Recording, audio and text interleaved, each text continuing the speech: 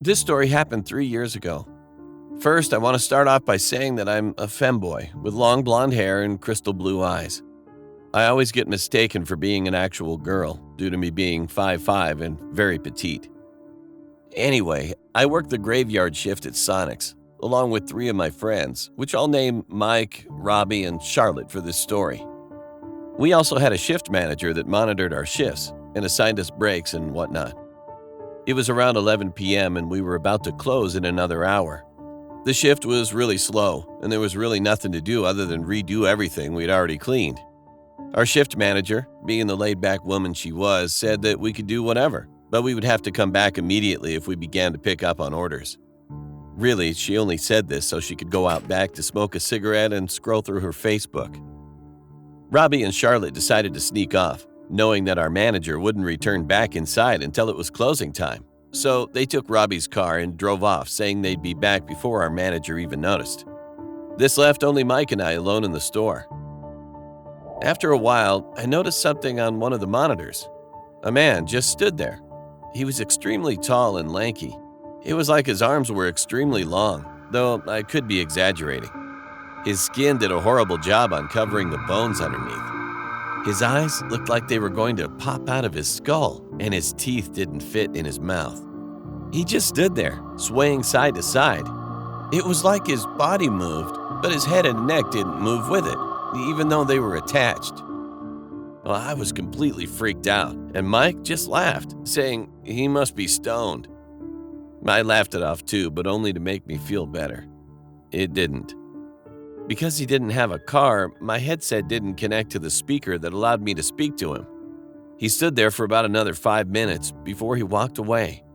I felt a relief hit me as I saw him walk off the monitor, but I couldn't celebrate for long. Mike had asked me to blow him, and I was down for it. That was until there was a beep coming from a stall, which meant someone pressed the red button and wanted to order. Before I was able to do my sonic greeting, I was already greeted with jagged breathing.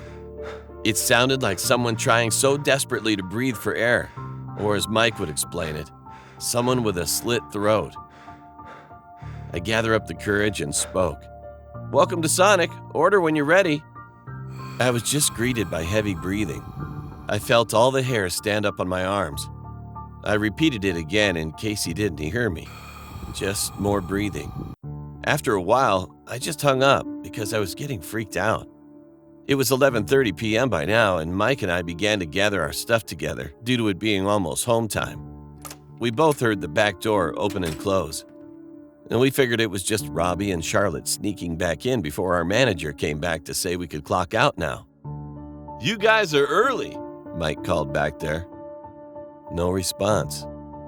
"You guys back there?" Mike called. Still no response.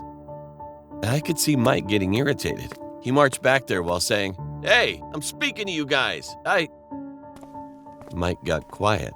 I went to him to figure out what the hell was going on back there. As I stood next to Mike, I saw why he went quiet. It was that man from outside. He'd gone through the door our manager usually cracked open so she didn't get locked out while out in the back. He just stood there, staring, his eyes wider than ever. White stuff bubbled from his mouth. He pulled out something from his back pocket. It was a knife. Mike and I were both frozen, not knowing what to do. The man pulled up his sleeve, revealing his extremely long and bony arm. He then begins cutting himself while making that same gasping noise along with a blood-curdling scream. He screamed so loud, I screamed in shock. Then he turned and limped toward the door, one leg walking while the other leg dragged behind. Mike and I just stood there.